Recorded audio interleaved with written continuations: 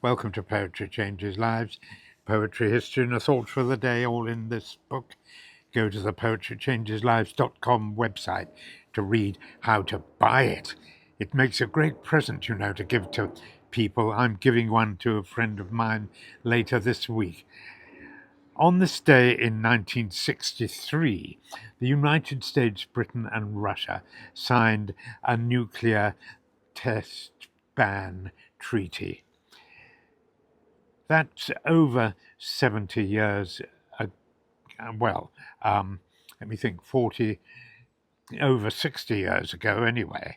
And that, it may not have been a perfect agreement, but it has to be said that nuclear war has not happened since that date.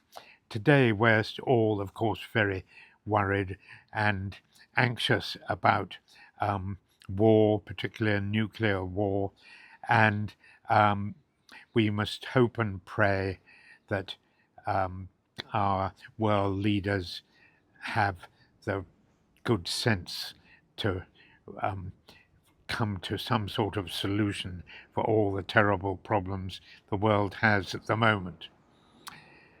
Hope is such an important part of the human spirit and such an extraordinary quality to have.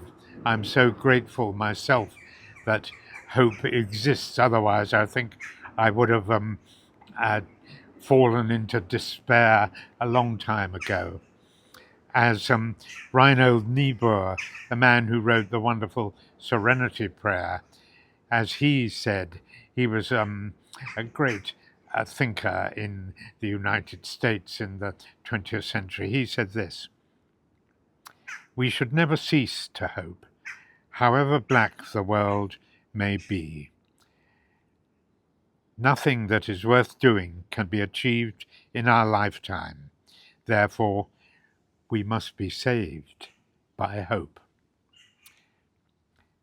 I'm going to read a poem today about hope by that wonderful, extraordinary, reclusive New Englander poet Emily Dickinson, who lived in the 19th century, died in 1886. One of America's greatest. I don't think she'll ever be successfully imitated or bettered. I love this poem, simply called Hope. Hope is the thing with feathers that perches in the soul, and sings the tunes without the words, and never stops at all.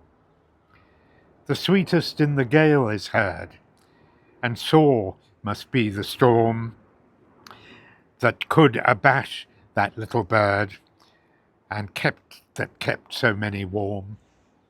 I've heard it in the chillest land, and at the strangest sea, yet never in extremity did it ask a crumb of me. Thank you, Emily Dickinson, for those beautiful words about hope. And I give thanks today that I have hope, and I hope and I pray that my faith in the essential power for good in the world will actually grow stronger. Thank you for listening today.